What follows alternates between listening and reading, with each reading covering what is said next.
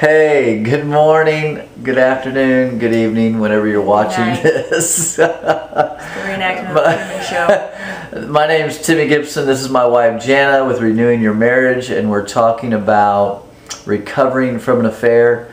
And on Monday, I had mentioned something, and later Jana and I talked about it, and she says we need to clarify that and talk more about that.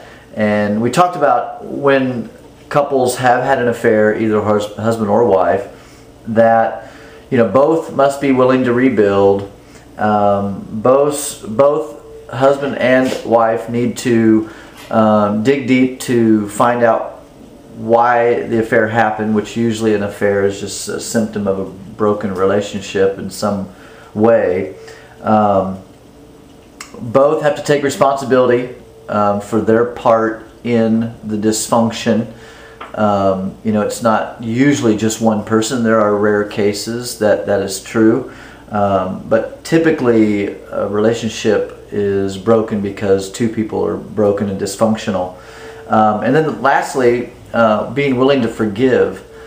Both must be willing to forgive, and especially the one that is the victim of the affair must be willing to forgive the cheating spouse in order to get past it. And if you can forgive, it's a challenge to forgive, but ultimately if you can't ever forgive, then you'll never let them live it down, and the marriage would just never be right. And we've known of several couples that have gone through affairs and actually did their due diligence, worked really hard, and came out on the other side with better, stronger, more healthy marriages than before. But back to what I said yesterday, I guess. I said something about that, if a wife's not having regular sexual activity with her husband, that could lead to an affair. And Jenna said not always, and that's so true, because we've known of couples that were having regular sexual activity and there was an affair. So, there can be brokenness within a person, insecurities, needs, addictions, yada, yada, yada, that can lead someone astray. So it's not always, the other spouse's fault that they did such and such. I mean, they can just be broken in themselves. Right, and trying to fill that void with other things. Yes. Or just an improper perspective of what love making is supposed to be. It's supposed to be making love and coming together as one. It's not just a freaky, let's see how crazy we can make it, right, although that's fun.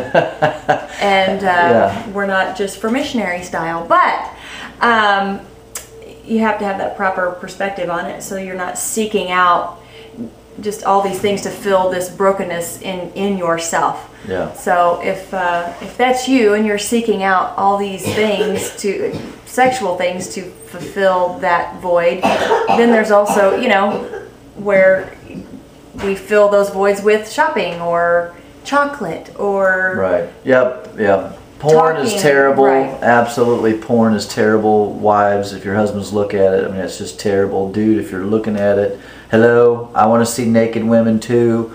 But it's just bad. It's bad news for the marriage. Bad news. Your wife doesn't like it, even though she may say she does or doesn't. She doesn't care. She does care.